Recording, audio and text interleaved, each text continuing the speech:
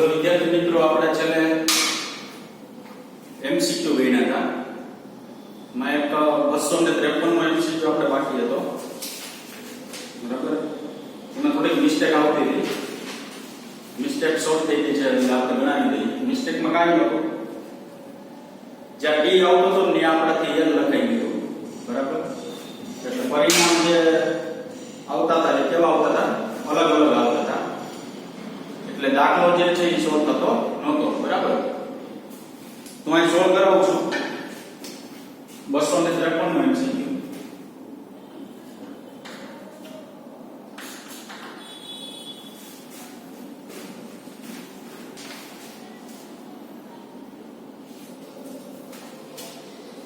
શું છે રકમ જોઈએ પેલા. પ્રતિ સેકન્ડે એકમ ક્ષેત્રફળ પર આપવામાં થતા વિકિરણ માટે. વિકિરણ એટલે ઊર્જા છે. પ્રતિ સેકન્ડે એટલે આ સેકન્ડ એટલે સેકન્ડ એટલે સમય એટલે આ સમય. ક્ષેત્રફળ એટલે આ ક્ષેત્રફળ. આપવામાં થતું વિકિરણ એટલે ઊર્જા. E/A × T. આ પેલું વિધાન જે છે ને એના ઉપરથી તમે એવું લખી શકો E/A × T. શું કીધું? પ્રતિ સેકન્ડે એટલે સેકન્ડ સમય છે છેદમાં આવશે. એકમ ક્ષેત્રફળ એકમ કે એટલું બધું છેદમાં આવશે. પ્રતિ કેટલો? એકમ સેકન્ડ કે એકમ ક્ષેત્રફળ. પ્રતિ સેકન્ડ કે પ્રતિ ક્ષેત્રફળ કે બે છેદમાં. આપાત થતું વિકિરણ. વિકિરણ એટલે એક પ્રકારની ઊર્જા. એટલે કેપિટલ E ને શું કહેવામાં આવે છે? વિકિરણની ઊર્જા કહેવામાં આવે છે. આગળ માટે દબાણ P. C પ્રકાશનો વેગ છે જે શૂન્યાવકાશનો પ્રકાશનો વેગ 3 × 10⁻² પ્રતિ સેકન્ડ છે. અને Q વિકિરણની ઊર્જા છે. Q છે વિકિરણની શું આપેલી છે? ઊર્જા. એટલે Q જે છે ને એ આપણે મેળવવાનું છે E/A × T ઉપરથી. જો P⁻x Q⁻y C⁻z વડે રજૂ થતી ભૌતિક રાશિ પરિમાણ રહિત હોય. પરિમાણ રહિત P⁻x Q⁻y અને C⁻z. પરિમાણ રહિત નો મતલબ શું? તો આ તમે m0 l0 અને t0 લખી શકો. પરિમાણ રહિત નો મતલબ એવો કે ત્યાં કોઈ પણ પ્રકારનું પારિમાણિક સૂત્ર છે નહીં. વડે રજૂ થાય છે એટલે કે આ બધી ભૌતિક રાશિ છે ને PQC P⁻x Q⁻y C⁻z. આ દબાણ છે, વિકિરણની ઊર્જા છે અને c પ્રકાશનો વેગ ઈ પરિમાણ રહિત વડે રજૂ થાય છે. હવે શું દેવાનું? ઇક્વલ મૂક દેવાનું. એટલે m0 l0 t0 P⁻x Q⁻y C⁻z. ભૌતિક રાશિ હોય તો x y z ના અશૂન્ય મૂલ્ય શોધો. અશૂન્ય મૂલ્યનો મતલબ શું થશે? તો કે અશૂન્ય મૂલ્યનો મતલબ એવો થશે કે શૂન્ય સિવાયના મૂલ્ય શોધો. તો તમે ઓપ્શન ઉપર જોવો તો ખબર પડે. તો ઓપ્શન ની અંદર કે તમને શૂન્ય આપેલું નથી. શૂન્ય સિવાયના મૂલ્ય શોધો. બરાબર, કેવી રીતના મેળવશું? તો પહેલા તો આપણે સૌપ્રથમ બધાના પારિમાણિક સૂત્ર મૂકશું. આને ધારો કે સમીકરણ નંબર કેટલા આપી દઈએ? તો પહેલું આપણે આપેલું છે દબાણ. દબાણ કેપિટલ P નું પારિમાણિક સૂત્ર શું થશે? m1 l - 1 t - 2. જે આપણા લેખાની અંદર આપણે છેલ્લે પારિમાણિક સૂત્રનો જે કોષ્ટક છે ને તેની અંદર આવું આપેલું છે. બરાબર, m1 l - 1 t - 2. હવે એનું Q ને અહીંયા કીધું છે વિકિરણની ઊર્જા. વિકિરણની ઊર્જા Q. તો વિકિરણની ઊર્જા કેટલી મેં કીધું? તો કે E ના છેદમાં A × T. હમણાં કીધું. પ્રતિ સેકન્ડે એકમ ક્ષેત્રફળ એટલે એકમ સમયમાં એકમ ક્ષેત્રફળ દીઠ ઉત્સર્જાતી ઊર્જા અને વિકિરણની ઊર્જા કહેવામાં આવે છે. એક પ્રકારનું શું છે? વિકિરણની ઊર્જાની વ્યાખ્યા છે. એકમ ક્ષેત્રફળ દીઠ એકમ સમયમાં ઉત્સર્જાતી ઊર્જા. આનો મતલબ શું થાય? એકમ ક્ષેત્રફળ દીઠ એકમ સમયમાં ઉત્સર્જાતી ઊર્જા. ધારો કે સૂર્ય છે એ આખો મોડો છે, પણ તમે જ્યારે સૂર્યની સામે જોવો છો ત્યારે તમને સપાટ ભાગ દેખાય છે. સપાટ ભાગ જે દેખાય એના માટેનું એકમ ક્ષેત્રફળ થયું. ઈ એટલા જેટલું ક્ષેત્રફળ દેખાય છે ને એ ક્ષેત્રફળની અંદર એક સેકન્ડમાં જે ઊર્જા બહાર આવે ને એને વિકિરણની ઊર્જા કહેવામાં આવે છે. એક સેકન્ડની અંદર જે ઊર્જા બહાર આવે ને શું કહેવાય? વિકિરણની ઊર્જા. હવે આનું પારિમાણિક સૂત્ર મેળવવું હોય તો આ તો ઊર્જા છે આપણી પાસે. તો ઊર્જા હોય તો એને લખાય t-2 છેદમાં ક્ષેત્રફળ એટલે L2 સમય એટલે t1 આ બે શું થઈ જાય કેન્સલ થઈ જાય L2 કેન્સલ થઈ જાય આગળ મારે લખવું હોય તો અહીં લખી શકાય m1 આ t L તો વયું ગયું આ t છે તો આ 1 ઉપર જાય તો આ -1 થાય તો માઈનસ શું થઈ જાય 3 તો અત્યારે મને q જે છે ને એની પારિમાણિક સૂત્ર મળશે m1 t - 3 પછી છે પ્રકાશનો વેગ કેપિટલ C વડે આપ્યું છે અહીંયા અમને તો વેગ એટલે પારિમાણિક સૂત્ર ખબર છે L1 t - 1 મીટર પ્રતિ સેકન્ડ મીટર એટલે L1 પ્રતિ સેકન્ડ એટલે સેકન્ડ ઉપર જાય એટલે સેકન્ડ ની -1 ઘાત થાય તો 1 ઘાત થાય તો શું લખાય L1 t - 1 આગળ સમીકરણ 1 પરથી શું તો ત્રણેયની કિંમત 1 ની અંદર મૂકી દેવાની શું છે આપણી પાસે m0 a0 t0 દબાણની જગ્યાએ શું મુકાય આ m1 l -1 a શું લખાય x q ની જગ્યાએ શું મુકાય આ m1 t - 3 c ની જગ્યાએ શું મુકાય l1 t - 1 z કાઈ નથી કર્યું સમીકરણ નંબર 1 ની અંદર p q અને c ની આપણે શું કીધી હતી કિંમતો એડ કરી દીધી બરાબર હવે આગળ વધીએ તો ઘાતની ઘાતનો ગુણાકાર થાય m ઉપર 1 ઘાત છે 1 x એટલે m x l ઉપર -1 છે તો -x -2 છે t ઉપર તો t - 2x y ની વાત કરીએ તો m y t - 3 આ શું છે l ઉપર z 1 છે એટલે z -1 છે t ઉપર તો z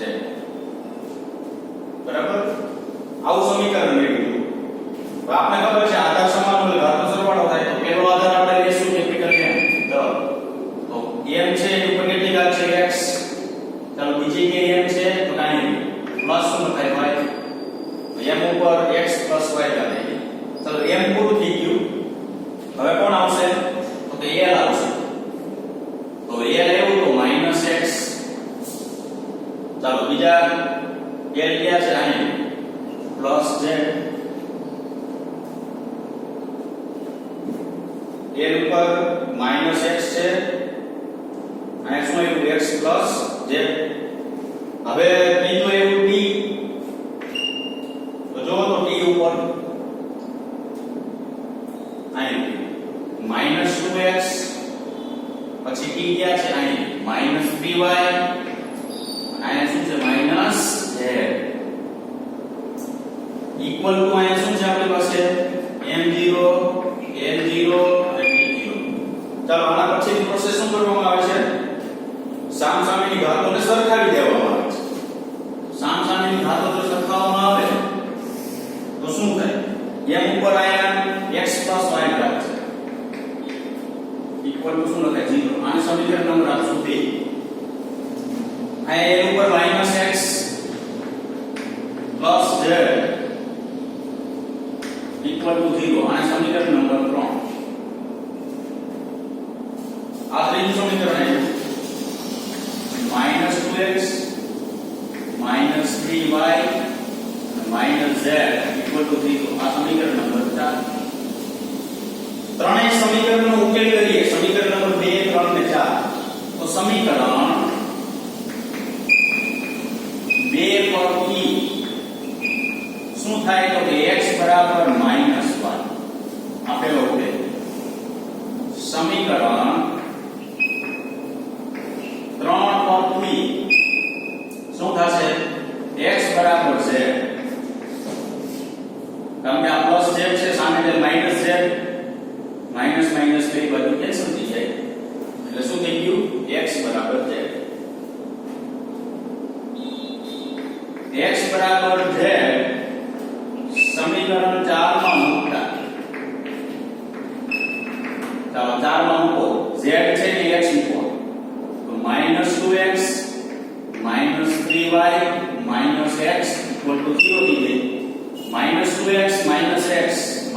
3x minus 3y બરાબર 0. તો minus 3x આને સામે જવા દો plus 3y બાય 3 કેન્સલ થઈ જાય તો x બરાબર minus y આવી ગયું. ત્રીજાનો ઉકેલ કર્યો ને તો x બરાબર minus y ને પહેલાનો ઉકેલ કર્યો ને એમાં x બરાબર શું આવ્યું minus y. તો અહીં આપણે ઉકેલ બે મેળવ્યો. ક્યાં ક્યાં પર મેળવ્યા? અહીં x બરાબર z અને x બરાબર minus y મળે છે. x બરાબર z અને x બરાબર શું મળે છે minus y મળે છે. હવે જો ધારો કે હું x બરાબર 1 પસંદ કરું. x બરાબર શું પસંદ કરું 1. જો x બરાબર હું 1 પસંદ કરું ને તો અહીં z બરાબર 1 લખાય. સમજો બરાબર. x બરાબર હું 1 પસંદ કરું ને આનો ઉકેલ નહીં આવે બરાબર. આ રીતના ધારવાનું છે. x બરાબર 1 પસંદ કરું ને તો z બરાબર શું થશે 1 થશે. તો જો શું કામ તો કે x બરાબર 1 મૂકું z બરાબર ઓટોમેટિક 1 થઈ ગઈ કેનો થાય થાય. હવે હું x બરાબર અહીંયા 1 મૂકી શકું ને x બરાબર minus y બરાબર. તો હું અહીંયા 1 મૂકું x બરાબર તો મારે y બરાબર minus 1 થાય. આ ઓપ્શન આવશે. જો જી કયો ઓપ્શન છે એવો ત્રીજો ઓપ્શન છે. સોરી બીજો ઓપ્શન છે b. x બરાબર 1 x y બરાબર -1 અને z બરાબર શું થશે 1. યાદ રાખજો ખાસ ફરીથી લીધો આવો ઉકેલ મળે છે x બરાબર z અને x બરાબર -1. ધારો કે હું x બરાબર 1 લઉં અહીંયા 1 મૂકું તો z બરાબર 1 થઈ જાય અને z બરાબર 1 લખાય. હવે x બરાબર તો મેં શું લીધેલું છે 1 જ લીધેલું છે. હું અહીં x બરાબર 1 મૂકું તો y બરાબર શું થઈ જાય -1 બરાબર. આ રીતના દાખલો છે એનો ઉકેલ કરવાનો છે. આપણે શું મિસ્ટેક થઈ ગઈ તો કે અહીંયા આપણે t -3 ઘાત છે જો બરાબર અને આપણે મુકાઈ દીધું અહીંયા l અહીંયા t છે ને q ની કિંમત મૂકવામાં આવે અહીંયા ત્યારે t ની જગ્યાએ l લખાઈ દીધું બરાબર. એટલે અહીં ઉકેલ સાચો આવતો નહોતો બરાબર. આ રીતના આપણે ગણતરી કરવાની છે. ઓકે બરાબર.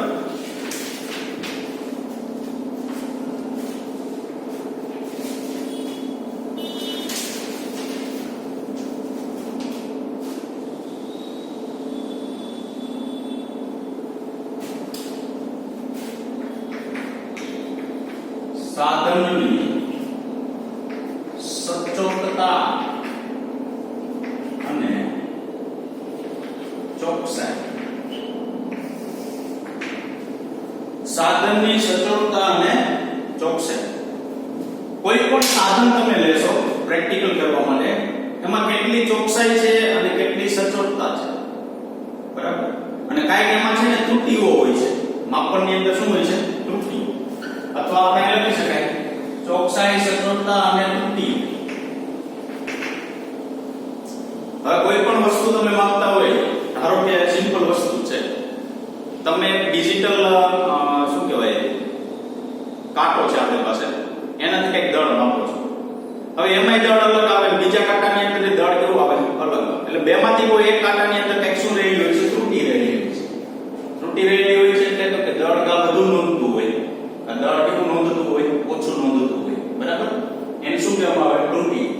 હવે ચોકસાઈ કેવા પ્રકારની હોય છે સચોટતા કેવા પ્રકારની હોય છે તો હું અહીં વ્યાખ્યા લખું છું ખાસ. કોઈ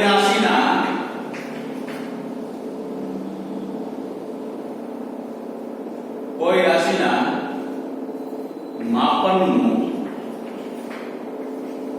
મૂલ્ય તે રાશિના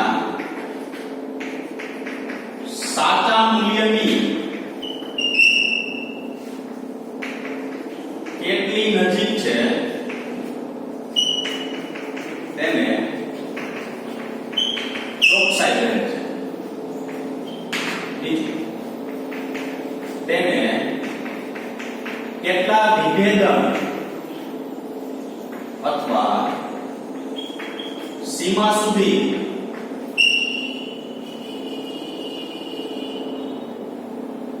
કરવામાં આવે છે તેને સચોટતા આવે છે. સમજો બે વ્યાખ્યા અધીરા છે, વ્યાખ્યા છે કાઈ કોઈ રાશિના માપનનું મૂલ્ય તે રાશિના સાચા મૂલ્યની કેટલી નજીક છે તે ને ચોકસાઈ કહેવાય. અને કેટલા વિભેદન અથવા સીમા, વિભેદન અથવા સીમા તમારી પાસે એટોમિક ક્લોક હોય, ધારો કે આ 10 વાગ્યા છે, 23 મિનિટ થઈ છે અને 24 સેકન્ડ થઈ છે અને પાછળ અહીં 01 છે. 01 એટલે 1 સેકન્ડનો આ 100 ભાગ છે. 1 સેકન્ડમાં 100 આંકડા અહીં પડી ગયા. એક ઘડિયાળ એવી છે કે 10 વાગ્યા છે, 24 થી છે અને 25 સેકન્ડ થઈ છે. બરાબર. વિભેદન અથવા સીમા શું? તો જો જે એમાં ઓછામાં ઓછું માપ ક્યાં સુધી મળે છે? તો કે સેકન્ડના 100માં ભાગ સુધી મળે છે. અહીંયા ઓછામાં ઓછું માપ ક્યાં સુધી મળે છે? ખાલી સેકન્ડ સુધી જ મળે છે. સમજો બરાબર. કારણ કે આ 24 માંથી 25 થવાના 100 આંકડા પડી ગયા. અહીં એવું બને 59. વિભેદન અથવા સીમા એટલે તો કે ક્યાં સુધી ઓછામાં ઓછું માપ થાય છે તેને વિભેદન કહેવાય. ઓછામાં ઓછું માપ ક્યાં સુધી થાય છે? તો કે સેકન્ડના 100માં ભાગ સુધીમાં થાય છે અને આ ક્યાં સુધી થાય છે? સેકન્ડ સુધી થાય છે. ખ્યાલ આવ્યો કે નહીં? બરાબર. તો વિભેદન અથવા સીમા તો હવે સચોટતા વધી પડી આની. શું કામે વધુ રહી સચોટતા કહેવામાં આવે? કે ઓછામાં ઓછું માપ ઈ સેકન્ડના 100માં ભાગ સુધીનું લઈ શકે છે એટલા માટે. હવે ધારો કે એક ઘડિયાળ એવી છે એમાં ખાલી મિનિટ ને કલાક જ બતાવે છે. હવે આ બેની કમ્પેરિઝન કરો તો આમાં સેકન્ડ છે એટલે આ મિનિટ છે તો સચોટતા વધુ પડી. વધુ જેની વિભેદન શક્તિ હોય અથવા વધુ સીમા સુધી જતા હોય તેની તો આની સચોટતા કેવી થાય? વધારે. કારણ કે સારું સારું માપ તમે આમાં માપી શકો. મિનિટ કરતા સેકન્ડમાં સારું સારું માપ મળે. એક ઉદાહરણ આપો. વર્નિયર કેલિપર્સ લ્યો અને માઇક્રોમીટર સ્ક્રૂ ગેજ. વર્નિયર કેલિપર્સની વિભેદન શક્તિ એટલે 1 સેન્ટીમીટર. ઓછામાં ઓછું એટલું માપ લઈ શકાય. સોરી, વર્નિયર કેલિપર્સમાં 0.01 સેન્ટીમીટર લઈ શકાય. માઇક્રોમીટરમાં 0.001 સેન્ટીમીટર લઈ શકાય.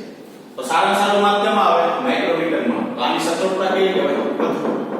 એટલે કીધું તેને કેટલા વિભેદન અથવા સીમા સુધી કરવામાં આવે છે તેને સચોટતા કહેવામાં આવે છે. તો આની સચોટતા માઇક્રોમીટરની વધારે, વર્નિયરની સચોટતા કેવી થશે? ઓછી થશે. તો અહીંયા એક સરસ એવું ઉદાહરણ આપેલું છે. ઉદાહરણ જે છે બરાબર સમજજો. બે કાંટાવાળી ઘડિયાળ લીધી. બે કાંટાવાળી શું લીધી? ઘડિયાળ. ધારો કે એ ઘડિયાળ છે અને બી ઘડિયાળ છે. એ ઘડિયાળ જે છે ને એમાં સેકન્ડ કાંટો છે. બી માં સેકન્ડ કાંટો નથી. બરાબર. તો આ સેકન્ડ કાંટો હોય એ ઘડિયાળની અંદર ઓછામાં ઓછું માપ કેટલું થાય? સેકન્ડ સુધી. આમાં સેકન્ડ કાંટો જ નથી તો ઓછામાં ઓછું માપ ક્યાં સુધી થાય? મિનિટ ને કલાક જ છે. મિનિટ સુધી. તો જો સારામાં સારું માપ કેવા મળે તમને? સેકન્ડ કાંટા વાળા મળે. તો એની સચોટતા કેવી? વધુ. બરાબર. પરંતુ આની સચોટતા વધુ છે. પણ ધારો કે એ ઘડિયાળ છે ને એ ટાઈમે ચાલતી નથી. ખરેખર જો અત્યારે 10 વાગ્યા હોય અને આમાં ધારો કે 9:30 થયા છે. આમાં કેટલા થયા છે? 9:30. અને આમાં ભલે સેકન્ડ કાંટો નથી પણ એમાં કેટલા વાગ્યા છે? 10 જ વાગ્યા છે. આમાં 9 ને ધારો કે 45 જ થઈ છે. અને આમાં ખરેખર કેટલા થયા છે? 10 જ વાગ્યા છે. તો અહીંયા 9 ને 45 થઈ હોય અને 10 વાગ્યા હોય તો આપણે એવું કહે કે એ ઘડિયાળ છે ને સાચું સમયનું માપન કરતું નથી. અત્યારે હાલનો સમય જે છે ધારો 10 વાગ્યા હોય તો સાચો સમયનું માપન કરતું નથી. આ સાચા સમયનું માપન કરે છે. આમાં સેકન્ડ કાંટો હોવા છતાંય સાચું સમયનું માપન કરતું નથી. અને આમ સેકન્ડ કાંટો નથી તો એ કેવું માપન કરે છે? સાચું. તો અહીંયા શું કહેવાય? કોઈ રાશિના માપનનું મૂલ્ય, કોઈ રાશિના માપનનું મૂલ્ય એટલે કોઈ રાશિ કઈ છે એ સમય છે. તે રાશિના સાચા મૂલ્યની સાચું મૂલ્ય કોણ છે? તો કે અત્યારે ખરેખર કેટલા વાગ્યા છે? 10. તો આ 10. સાચા મૂલ્યની કેટલી નજીક છે? તો અત્યારે 10 વાગ્યા છે તો આ ગ્રેડમાં કેટલા વાગ્યા છે? 10 જ વાગ્યા છે. કેટલી નજીક છે? તો કે આ પરફેક્ટ છે. તેને શું કહેવામાં આવે? ચોકસાઈ કહેવામાં આવે. તો આપણે એવું કહેવાય કે ચોકસાઈ આમાં વધુ છે. આમાં ચોકસાઈ કેવી છે? ઓછી. શું કામ? તો કે આ સાચું સમયનું માપન કરતી નથી. ખરેખર સચોટતા વધારે છે. સચોટતા વધારે એટલે તો તેમાં સેકન્ડ કાંટો છે. સેકન્ડ કાંટો છે સારું માપ માપી શકે પણ ટાઈમે નથી હાલતી એટલે એની ચોકસાઈ ઓછી. આમાં શું છે? તો કે ઓછામાં ઓછું માપ મિનિટમાં થાય છે. એટલે સચોટતા ઓછી મળે છે. આની સાપેક્ષમાં સચોટતા આની કેવી મળે છે? ઓછી મળે છે. પરંતુ ટાઈમે ચાલે છે એટલે એની ચોકસાઈ કેવી થાય? વધારે. તો તમારું ઉદાહરણ શું દેવાનું? બે ઘડિયાળ લેવાની, એક કાંટાવાળી લેવાની, એક કાંટા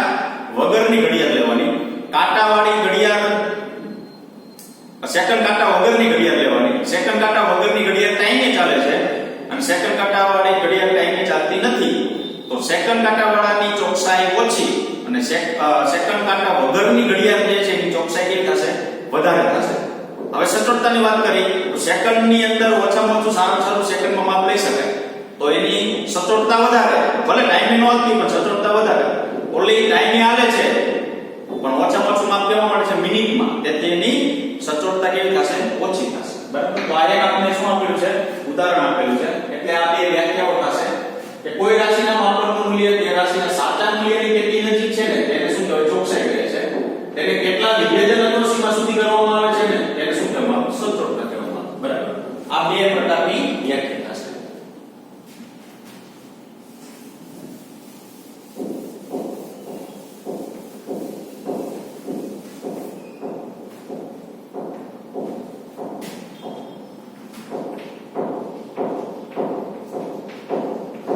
નિરપેક્ષ ત્રુટિ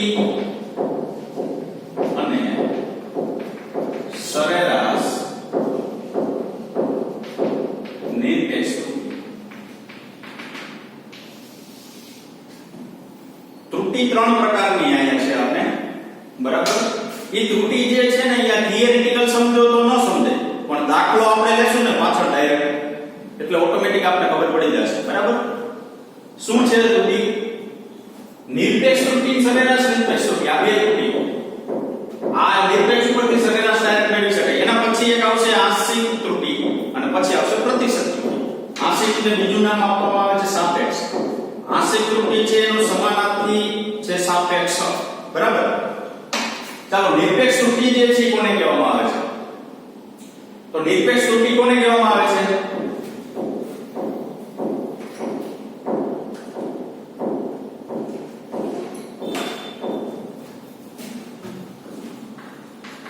કોઈ ભૌતિક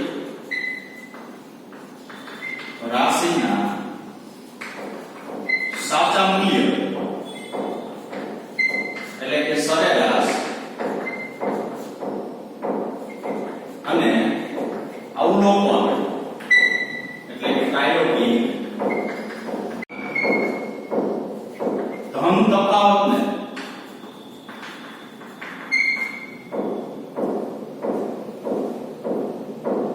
કોઈ ભૌતિક રાશિનું સાચું મૂલ્ય એટલે કે સરેરાશ મૂલ્ય અને અવલોકન એટલે પ્રાયોગિક મૂલ્યના ધન તફાવતને તે અવલોકનની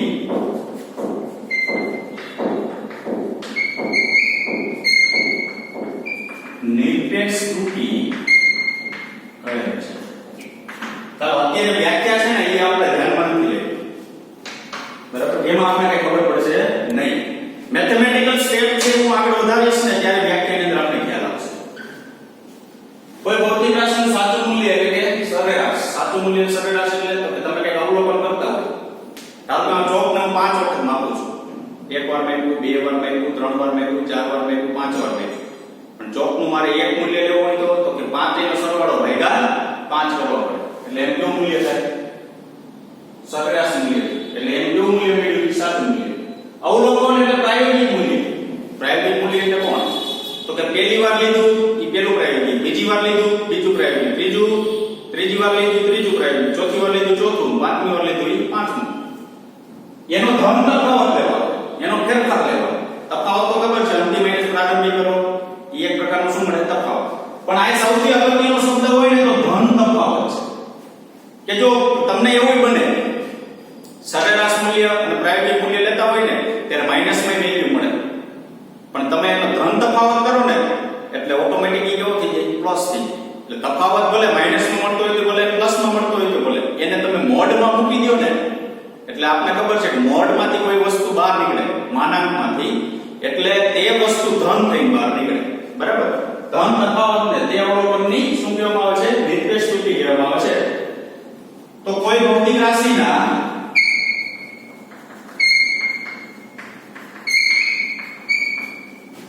અવલોકનો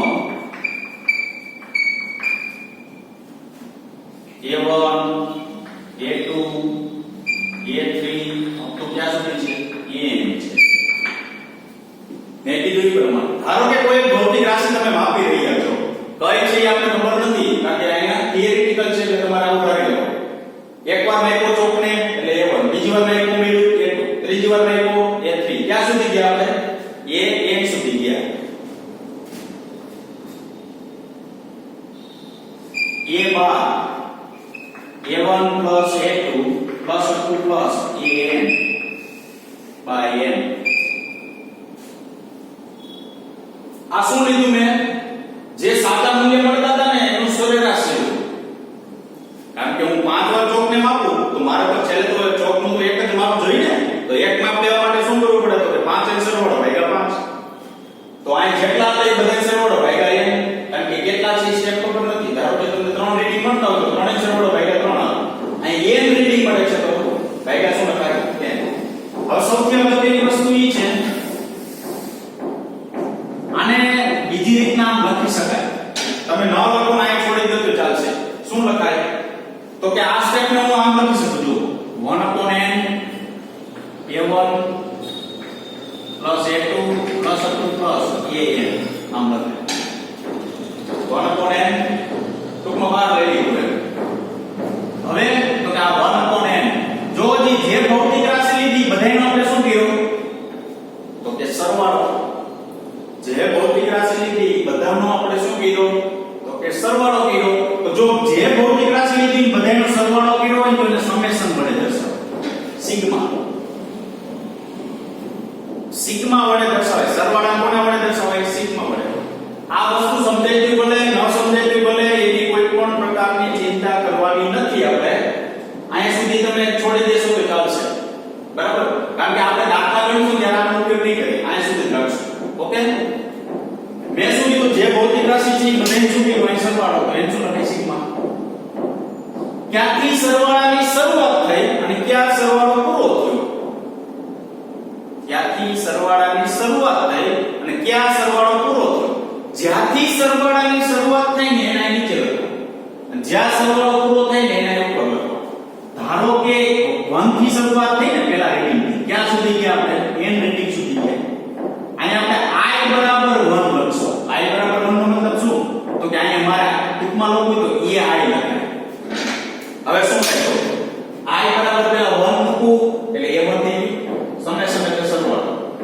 પછી ક્યાં સુધી જવાનું i બરાબર પછી સમેશન એટલે સરવાળો કરવાનો પછી કેટલા મૂકવાના 2 મૂકવાના i બરાબર કારણ કે 1 થી અહીંયા તમારે એવો શબ્દ વાપરવાનો i બરાબર 1 થી n સુધી i બરાબર 2 મૂકું પછી સરવાળો ક્યાં સુધી જવાનું n સુધી ધારો કે તમારી પાસે આમ હોય 1 upon n i બરાબર 1 થી 3 તો તમારે a i આવું લખેલું બરાબર તો આના બરાબર શું લખાય તો પેલા a તો મારે 1 upon n તો લખવું પડે a બરાબર a તો લખવું પડે i બરાબર પેલા લખું 1 સમેશન એટલે અહીં સરવાળો i બરાબર લખું 2 સમેશન એટલે સરવાળો આ શું સમેશન એટલે સરવાળો i બરાબર ક્યાં સુધી જવાનું 3 સુધી ખ્યાલ આવ્યો બરાબર એટલે આ વસ્તુ જે છે ને એ આપણે ન ખબર પડે તો કોઈ ચિંતા કરવાની નથી આગળ આપણે મેથેમેટિકલ ની અંદર આવી જશે તો ઓટોમેટિક ખ્યાલ આવી જશે બરાબર તો અહીંયા આપણે એ બાર આપણે મળે છે આપણે જો એનો કે ઉપયોગ ન કરતા દાખલાની અંદર ફક્ત આ સ્ટેપમાં જ આપણે શું કરીએ છીએ ઉપયોગ કરીએ છીએ ચાલો આગળ જઈએ આ નિરપેક્ષ ત્રુટિ મેળવી સરેરાશ પ્રત્યેક અવલોકન માટે નિરપેક્ષ ત્રુટિ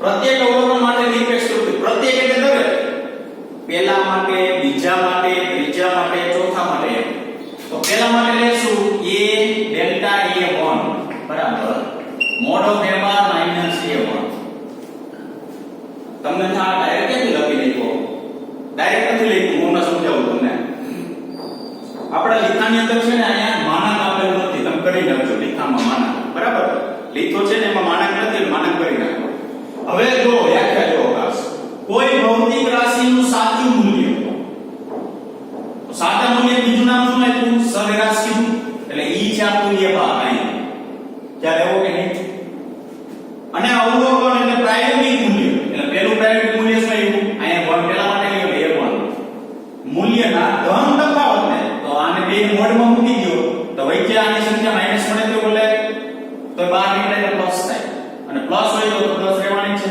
ધન તફાવત એટલે બાદ બાકી કરવાનો જો કરી જાય તો a બાર a1 લખો ઓકે કે મારે a1 a બાર લખો કાઈ વાંધો નથી લખો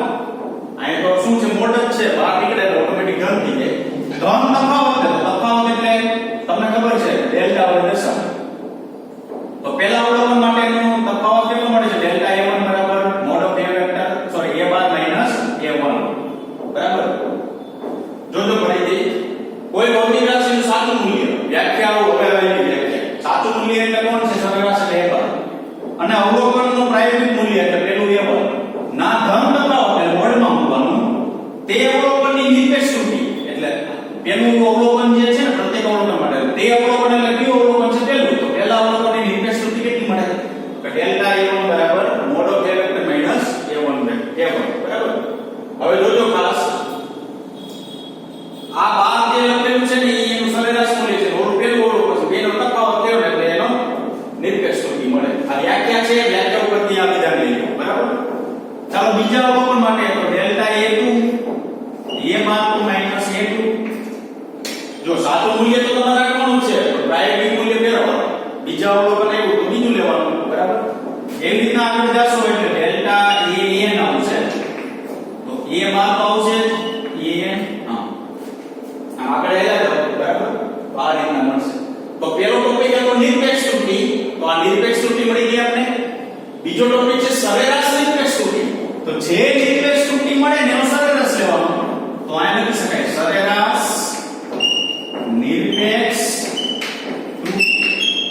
જે ત્રુટિ મળે ને એનો સરેરાશ લેવાનો તો એના આપણે કહીશું શું ડેલ્ટા a બાર તો આ બધા delta a1 plus delta a2 plus up to plus delta an by n આની જેમ જ મેળવ્યું ને બરાબર આ બધે સરેરાશ લેવો ને એટલે સરેરાશ નિરપેક્ષ ત્રુટિ કહેવાય તો હવે ડેલ્ટા a બાર બરાબર શું લખાય તો 1 upon n સિગ્મા i બરાબર 1 થી n 1 થી n સુધી છે અને ડેલ્ટા a શું લખાય i આવું સમીકરણ મળશે આની કોઈ ચિંતા નથી કરવાની આવડે કે આગળ આપણે ન આવડે બરાબર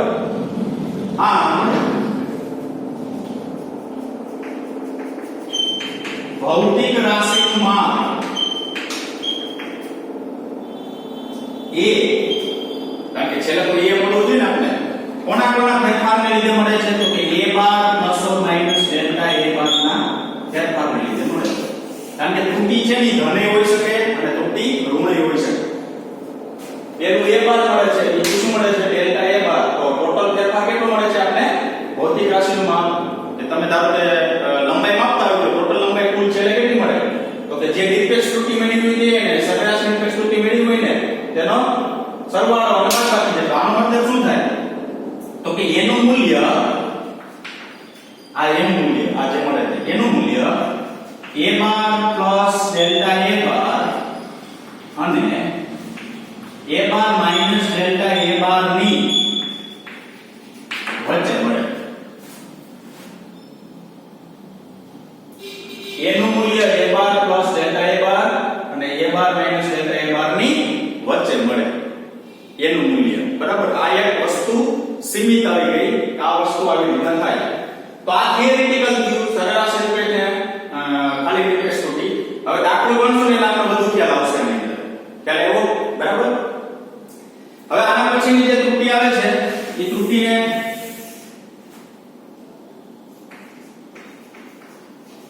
સાપેક્ષ કે આંશિક ત્રુટિ કહેવામાં આવે છે સાપેક્ષ કે શું કહેવામાં આવે છે આંશિક ત્રુટિ સાપેક્ષ ત્રુટિ અથવા આંશિક આ બે સમાનાર્થી શબ્દ છે બરાબર એને ડેલ્ટા વડે દર્શાવવામાં આવે છે ડેલ્ટા a બરાબર delta a bar by a bar ટૂંકમાં જે પ્લસ ઓર માઈનસ તમને જે ત્રુટિ મળે એનો ગુણોત્તર કેવી ત્રુટિનો ગુણોત્તર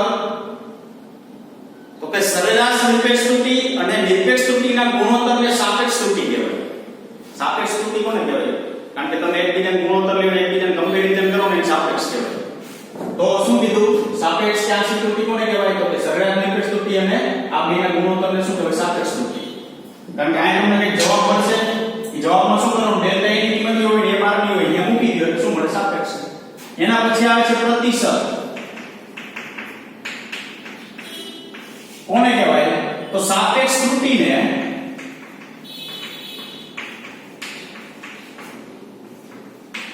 ટકામાં દર્શાવો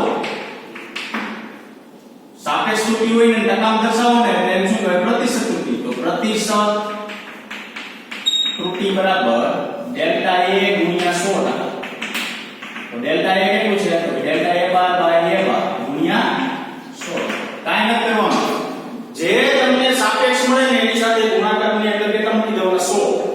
100 મૂકી દો ને તો એ કેવી ત્રુટિ થઈ ગઈ? પ્રતિશત ત્રુટિ થઈ ગઈ. ખ્યાલ આવ્યો કે નહીં? બરાબર.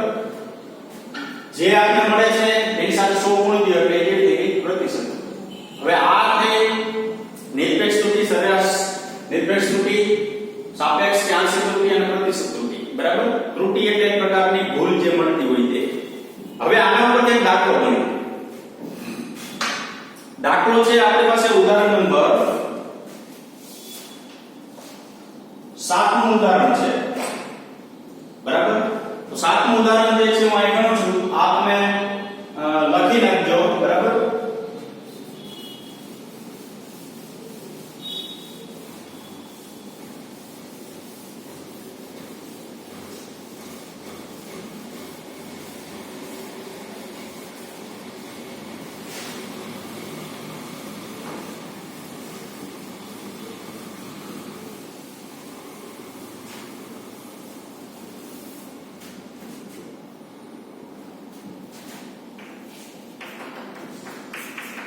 જો શું છે હવે આના ઉપરથી જ આવડવું જોઈએ એટલે સાચું ઉદાહરણ થઈ જાય. આ પ્રમાણે જે લઈ કોઈ પ્રમાણે લખવાનું નથી, હું બોર્ડ ઉપર કોઈ પ્રમાણે લખવાનું છે. આપણે સાદા દોલનના આવર્તનનું માપ કરીએ છીએ. t બરાબર 2π/L/g એવું તો આપણે સૂત્ર. એમાં દોલન જે કરતા હોય તેનું માપન કરીએ છીએ આવર્તનનું. જેમાં ક્રમિક અવલોકનોના માપ નીચે મુજબ મળે છે. ક્રમિક અવલોકનોના માપ નીચે મુજબ મળે છે. t1 આપેલું છે. પહેલું અવલોકન લઈને 2.63 સેકન્ડ મળે. બીજું અવલોકન લઈને તો 2.56 સેકન્ડ મળે. ત્રીજું અવલોકન લઈ t3 સોરી આ આવર્તન આપેલો છે 2.42 સેકન્ડ મળે છે. t4 ચોથું અવલોકન લઈ 2.71 સેકન્ડ મળે છે. પાંચમું અવલોકન લઈ t5 2.80 સેકન્ડ. આવર્તન આપવામાં આવે છે. એમાં સૌપ્રથમ પહેલું શું મળે છે? પહેલું અવલોકન આવર્તનનું માપે ને એટલે 2.63 સેકન્ડ. બીજું માપે 2.56 મળે. પછી 2.42 મળે. 2.71 મળે. 2.80. જો દરેક વખતે તમને અવલોકન સરખા નથી મળતા. પોઈન્ટ પછી તો પડે 63 56 42 71 80. બરાબર. હવે શું કીધું? તો અવલોકનમાં ઉદ્ભવતી નિરપેક્ષ ત્રુટિ, સાપેક્ષ ત્રુટિ અને પ્રતિશત ત્રુટિની ગણતરી કરો. નિરપેક્ષ ત્રુટિ, સાપેક્ષ ત્રુટિ અને પ્રતિશત ત્રુટિ આની જેમ આપણું ગણી નાખવાનું. આ શું થયું? કોઈ ભૌતિક રાશિના અવલોકનો a1 a2 a3 an t1 t2 t3 t4 t5 છે. તો હવે આપણે શું મળશે? t12 મળશે. તો અહીં t12 બરાબર શું થશે? તો કે t1 t2 t3 t4 t5 by 5 જેટલા અવલોકનો છે સરવાળો ભાગ્યા 5. આની તો જનરલ સૂત્ર છે એટલે એને વડે દર્શાવો. બધાની કિંમત મૂકો તો 2.63 વત્તા 2.56 વત્તા 2.42 વત્તા 2.71 વત્તા 2.80 છેદમાં 5 એટલે એક વેલ્યુ આપણે t12 ની મળશે જે મળે છે 2.62 સેકન્ડ. આ નિરપેક્ષ ત્રુટિ મળી ગઈ. બરાબર. તમને શું મેળવવાનું કીધું છે? નિરપેક્ષ ત્રુટિ, સાપેક્ષ ત્રુટિ અને પ્રતિશત ત્રુટિ. હવે તમારે જો સાપેક્ષ ત્રુટિ મેળવવી હોય તો t12 તો અહીં મળી ગયું, પણ ડેલ્ટા t12 આપણે મેળવવું પડે. એ લોકોએ કીધું નથી કે સરેરાશ નિરપેક્ષ ત્રુટિ મેળવો. પણ કીધું ન હોય પણ આપણે અહીં પ્રતિશતની આંશિક ત્રુટિની અંદર એની જરૂર પડશે એટલે ઓલરેડી આપણે મેળવવું પડે. તો અત્યારે આપણે ક્યાં સુધી પૂરું કરી નાખ્યું? અહીંયા સુધી પૂરું. તો પ્રત્યેક અવલોકન માટેની નિરપેક્ષ ત્રુટિ અહીં તમારે આગળ લખવાનું. પ્રત્યેક અવલોકન માટેની નિરપેક્ષ ત્રુટિ. ચાલો પહેલું અવલોકન થશે ડેલ્ટા t1 તો t12 t1 t12 t1 આ શું 2 બાર -1 તો t12 મને મળે છે કેટલું 2.62 માઈનસ t1 કેટલું છે 2.63 તો જવાબ આવશે 0.01 સેકન્ડ. હવે જો તો એક વસ્તુ તમને સમજાઈ દો 62 છે એમાં 63 બાદ કરો એટલે માઈનસ મળે -0.01 સેકન્ડ. પણ આ માનાંક છે ને આ ધન તફાવત કીધો તો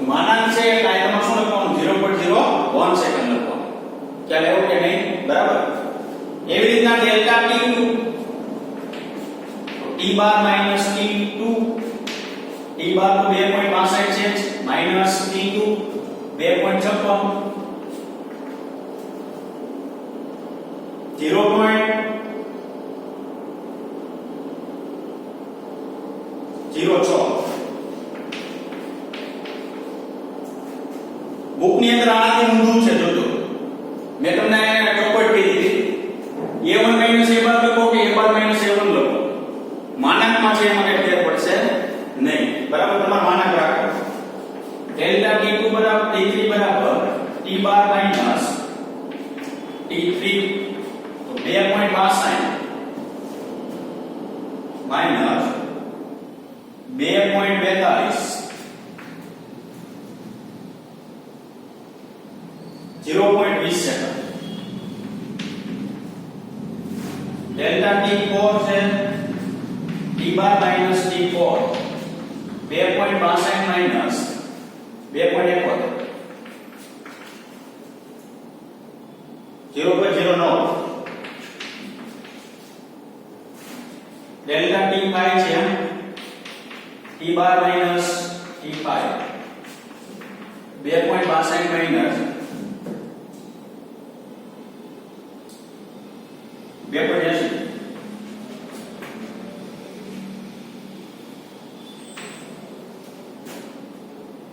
0.18 સરેરાશ ઇન્ડેક્સ તો કેટલી આવે ડેલ્ટા T બાર બરાબર delta T1 delta T2 plus delta T3 delta T4 plus delta T5 બધાની કિંમત મૂકો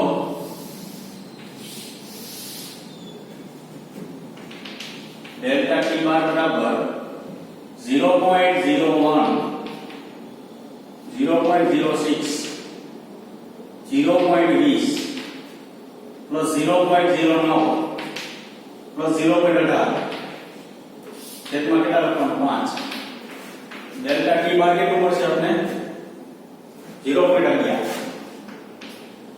અથવા 0.1 સેકન્ડ એટલું આપણે શું મળશે ડેલ્ટા T બાર મળશે આ શું કામ મળ્યું ડેલ્ટા T બાર કારણ કે અહીંયા આંશિક ત્રુટિ અને પ્રતિશત ત્રુટિ મેળવવા માટે આપણે એની જરૂર પડશે એટલા માટે આંશિક ત્રુટિ અને પ્રતિશત ત્રુટિ મેળવવા માટે બરાબર કારણ કે અહીંયા નિરપેક્ષ ત્રુટિ ટાઈમ પૂરી થઈ હવે અહીં T bar plus or minus delta T બાર પરથી T બાર આપણી પાસે છે 2.62 plus or minus delta T બાર મળ્યું 0.1 હવે મેં શું કીધું કે ખાલી t ની કિંમત ખાલી આવર્તનની કિંમત કોની વચ્ચે હોઈ શકે તો કે 2.73 ને 2.73 અને એક વાર પ્લસ કરો બરાબર અહીંયા એક વાર પ્લસ કરો એટલે 2.73 અને 2.73 જે લખો તે અને 2.51 આ બેની વચ્ચે હશે 2.73 અને 2.51 ની વચ્ચે જો તો છે નિરપેક્ષ ત્રુટિ બરાબર 2.62 છે એટલે ટૂંકમાં આ જે પ્લસ ઓર માઈનસ કરવાની પ્લસ એ હોઈ શકે માઈનસ એ હોઈ શકે એટલે તમને પ્લસ ઓર માઈનસ બે આવી જશે કારણ કે સરવાળા બાદબાકી ગુણાકાર ભાગાકાર માટેની ત્રુટિ આપણે આના પછીના લેક્ચરમાં લેશું બરાબર તો સરવાળા બાદબાકી ગુણાકાર ભાગાકાર માટેની ત્રુટિ આના પછીના લેક્ચરમાં આપણે લેશું ત્યારે બધી ચોપડ કરી નાખશું માં સરવાળા માટે કેવી હોય બાદબાકી માટે કેવી હોય ભાગાકાર માટે કેવી હોય ગુણાકાર માટે કેવી હોય તો અત્યારે મૂલ્ય કીનું છે આની બેની વચ્ચે પ્રાપ્ત થશે અહીં સાપેક્ષ ત્રુટિ હવે સાપેક્ષ કે આંશિક કે બે લેવો બે હરખું ડેલ્ટા a બરાબર delta T bar by T bar તો ડેલ્ટા T બાર કેટલું છે જોજી 0.1 ખાલી T બાર કેટલું છે 2.62 તો આનો જવાબ આપને પ્રાપ્ત થશે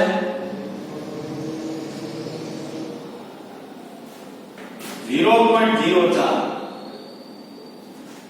કારણ કે 2 નો ગુણોત્તર છે એટલે એનો